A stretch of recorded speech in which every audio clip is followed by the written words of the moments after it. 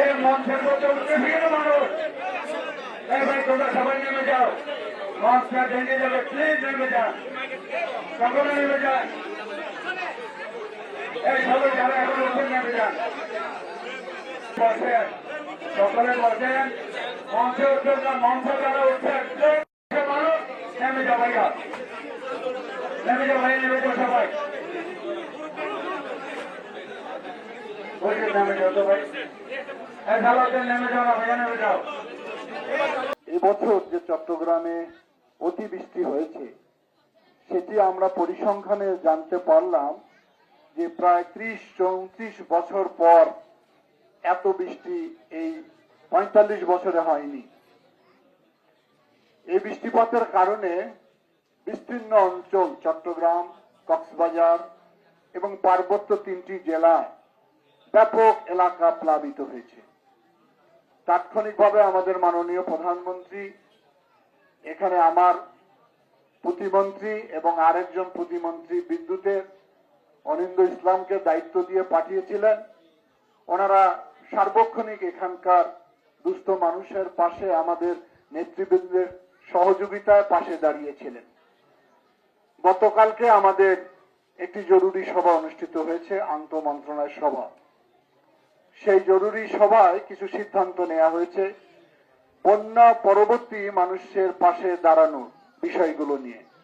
আমি আসার পথে যে জিনিসগুলো লক্ষ্য করলাম সেটি হলো যে এখানে জলাবদ্ধতার অন্যতম কারণ এই খালগুলো ভরাট হয়ে যাওয়ার কারণে। তো এটি মাননীয় মেয়র সাহেব বলেছেন যে ইতিমধ্যে উনি পরিকল্পনা গ্রহণ করেছেন, ডিপিবি করে এই খালগুলো উনি পুনর্খননের ব্যবস্থা করবেন। এটি যদি পুনর্খনন হয়ে যায় তাহলে ভবিষ্যতে এই ধরনের বৃষ্টি হলেও এই এলাকা আর প্লাবিত হবে না। এটি খুবই জরুরি কাজ। আমি ওনাকে বলে দিতে চাই, যদি ওনার সিটি কর্পোরেশন থেকে যতটা খাল পুনর্খনন করা সম্ভব উনি করবেন, তার বাইরে যদি আমার মন্ত্রণালয় থেকে খাল পুনর্খননের পরিকল্পনা উনি দেন, অবশ্যই আমরা আমাদের মন্ত্রণালয় থেকে বরাদ্দ দিয়ে সেই খাল পুনর্খনন করে দিব। জলাবদ্ধতার আরেকটি কারণ এখানে ডিপো নির্মিত হয়েছে। মেয়র সাহেব বারবার বলছেন, বক্তৃতাও বলেছেন যে পানিকে সহজভাবে চলাচলে রাস্তা যারা ব্যারিকেড সৃষ্টি করেছে তারা অতি সত্বর সেই ব্যারিকেড যাতে অপসারণ করে নিয়ে, তা না হলে সিটি কর্পোরেশন তার আইনগত ব্যবস্থা গ্রহণ করবে। এটি হলো ভবিষ্যতের পরিকল্পনা, যাতে এই অঞ্চলটা আর জলাবদ্ধতার মধ্যে না পড়ে। এখন দুস্থ মানুষ, অসহায় মানুষ, কর্মহীন হয়ে পড়েছেন যাদের, তাদের হয়তো আমরা আজকে সামান্য কিছু সহযোগিতা দিয়ে যাচ্ছি, কিন্তু এই সহযোগিতা আজকেই শেষ না, এটা অব্যাহত থাকবে। পাশাপাশি আমরা চেষ্টা করব যাতে খাদ্য বান্ধব বা ওমেস চালু করতে পারি, সে ব্যাপারে আমাদের একটা সিদ্ধান্ত হয়েছে।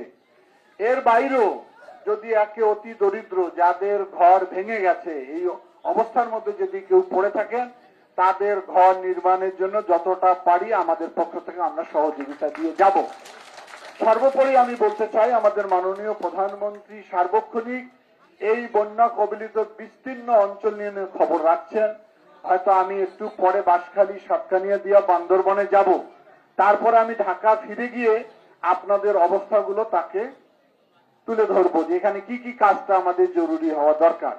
আশা করি যেহেতু জনগণের ম্যান্ডেট প্রাপ্ত আমরা, জনগণের কাছে আমাদের দায়বদ্ধতা রয়েছে, জনগণের কোনো দুঃখ দুর্দশা কষ্টের মধ্যে আমাদের সরকার নিশ্চুপ বসে থাকতে পারে না। সে কারণে আমরা আপনাদের পাশে আছি, আপনারা আমাদের উপর ভরসা রাখেন। সকল বিষয়গুলো আপনাদের সঙ্গে আমরা থাকব। এর বাইরে তো সরকারের পক্ষ থেকে ফ্যামিলি কার্ড, কৃষক কার্ড, এগুলো চলমান প্রকল্পের মধ্যে রয়েছে, ধীরে ধীরে সবাই পেয়ে যাবেন।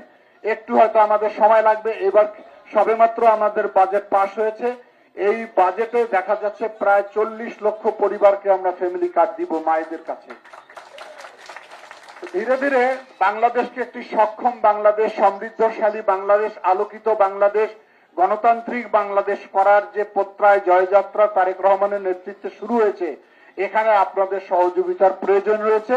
একটু ধৈর্য ধারণ করবেন, এই ধৈর্যের মধ্য দিয়ে কাঙ্ক্ষিত বাংলাদেশ আমরা ইনশাআল্লাহ আপনাদেরকে উপহার দিতে সক্ষম হব।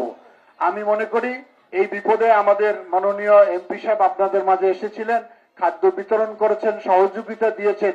এটি হলো একটা নির্বাচিত সংসদ সদস্যের প্রধানত কাজ, সে কাজটা উনি করেছেন, সেজন্য ওনাকে ধন্যবাদ জানাই। মাননীয় মেয়র সাহেব সার্বক্ষণিক সিটি কর্পোরেশনের বিভিন্ন অঞ্চলে ছুটে গিয়েছেন, উনিও মানুষের পাশে দাঁড়িয়েছেন, আমাদের সঙ্গে যোগাযোগ রেখেছেন।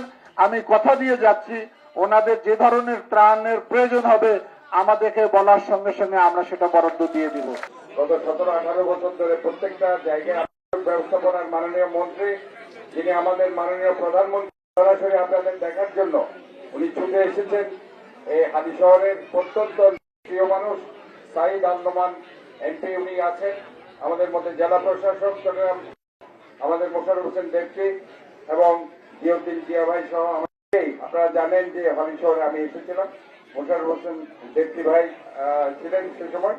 পাড়া আজকে অত্যন্ত ধন্য যে একজন মন্ত্রী এবং মেয়র মহোদয় সহ সকলে আমরা চট্টগ্রামের এই পিছিয়ে পড়া প্রান্তিক জনগোষ্ঠীর কাছে এসে অল্প কিছু উপহার দিতে পারছি। তাই এই উপহার দ্বারা আপনাদের জীবনের পুরো পরিবর্তন আসবে না, কতদিনের পরিবর্তন আসবে সেটাও জানি না, কিন্তু এটা জানি যে আপনারা অনুভবে রেখেছেন আমাদেরকে, আপনারা চিন্তায় এনেছেন